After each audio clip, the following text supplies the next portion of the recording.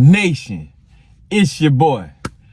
Okay, emotions are down, common sense done flowed in. Let's have a real talk conversation. Let's start with first giving props to the nation. Raiders!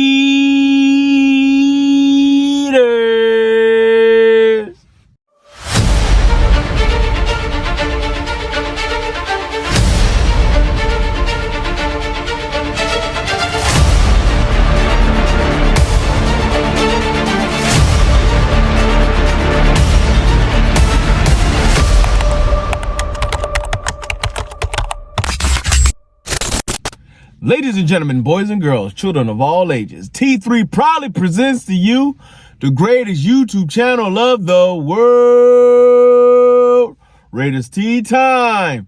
It's your host, T3. Let's pay these bills. Like, subscribe, share, comment, come talk to your boy. It's a small button for you, but it's a big button for your boy when you hit that subscribe. Don't forget to hit them likes and let your boy know how you feel about the content by dropping a comment down in the column. But that's not what brought you in on today. So, Real Talk Tuesday.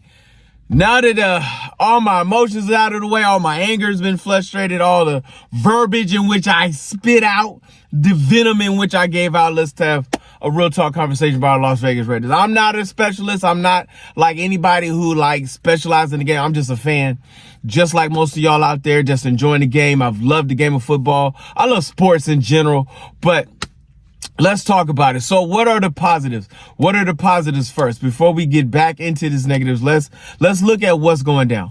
I like Geno Smith. Geno Smith is not only showing to be a leader in the group, but willing to come up and play and go hard and figure it out and put it down and get it in the game. The one thing I liked about what he said after the Pete Carroll took the responsibility for the loss, which I feel Pete Carroll was actually more responsible than anything else for this loss.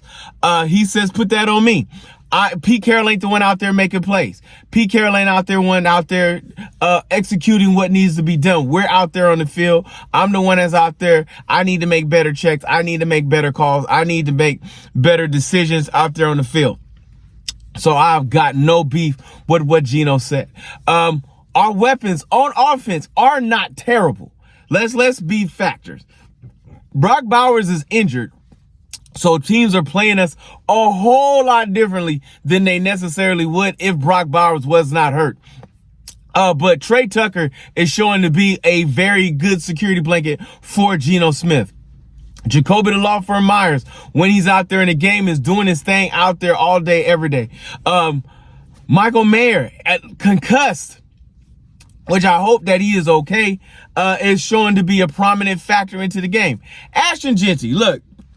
Yes, he needs to learn on the pass blocking. He needs to get in there. But Ashton Jeanty is going to be okay. I feel like he is going to be a great asset to this team. The one thing I would like to see on the offensive side of the ball is better protection for Geno. Like, at this point, we definitely need two tight ends. We need to put in a fullback, running back.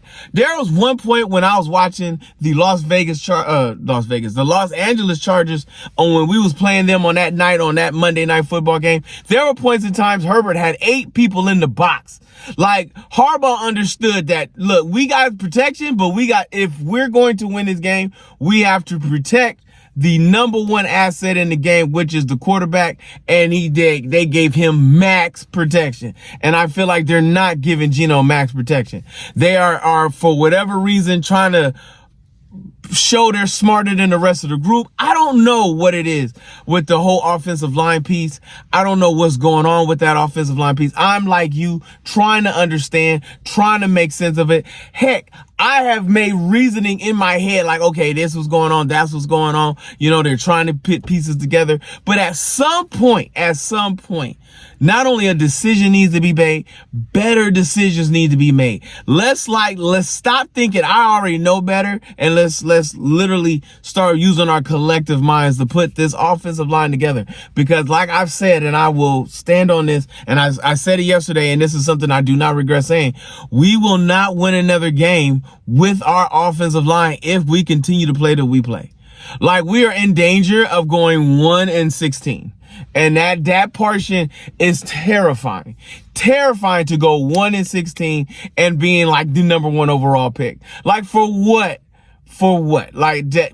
You can't protect the quarterback. So to even draft a quarterback would be detrimental to any quarterback's health. We drafted a running back in the premise, like we was like, okay, let's sit back and watch what you do. But we drafted a running back in the premise thinking that we was going to run the foolishness out this ball and our offensive line was going to get a push, and we can't hold spat for nothing. Defensively, you know what? Our linebacking core, I feel like the Washington game was an aberration. That's just me. I might be wrong, but I feel like whatever we saw in DC was an aberration. This was a one-time shot. This is one of those days where the defense just did not show up. And I feel like this was just one of those aberrations. I feel like our front four, our front seven will be okay. I feel like our linebacking core is just fine. I feel like our front four is just fine. Now, again, teams are playing different because we don't have Christian Wilkins up the middle.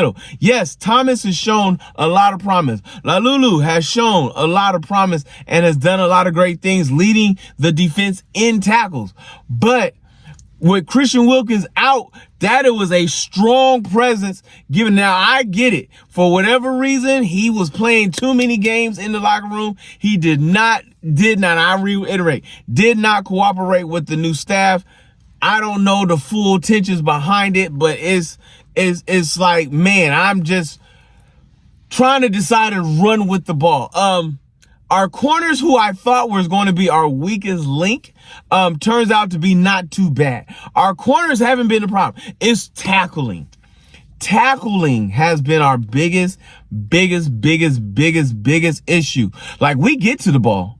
We get around the ball. We get around the players who has the ball. We don't bring down the ball. You know what I'm saying? Like that's the problem on that aspect, on that front, on that piece. And that's where we're lacking in the game on that. And communication has seemed to be a pretty big snag on the game, on our defensive side of the ball. But I will also say, in Patrick Graham's defense, over the course of the years that he has done, it is always by week 7 or 8. Oh my God, here he goes with the week 7s or 8 again. Yes, by week 7 or 8, do you start to see a top 10, a top 15 defense that's out there in the game, because everything is starting to come together. We have a lot of new pieces and a lot of one-year contracts that's going on right now. So I'm interested to see how this plays out. What is a little scary, and that was pointed out to me, which I didn't think about, we have not really played our draft picks. Jack Besh, no show. Neither offensive lineman, no show. Our corner, Porter, is rarely out there. Like, I'm trying to... I don't want to say it. I've been hesitant to put it out there. Are we trying to sabotage for something in the future? I'm just saying, I'm just a little concerned of some of our decision making. The whole JPJ thing doesn't make sense. None of our draft picks not playing doesn't make sense. You bring in Geno, which was fine, because we definitely needed a quarterback out there in the game, but we're not doing anything to positively help them. You know what I'm saying? Like, it's like minute, small little things to be like, we're trying to play the game like the 76ers, where we're trying to collect all these pieces to make the dominant team 3 years from now. I hope not. I hope that my thought process is wrong, and I'm just skeptical, that I'm just thought process. But let me know what you think. Let me know what you feel. Let me know your process in the game and what's going on with the Las Vegas Raiders, because I am baffled.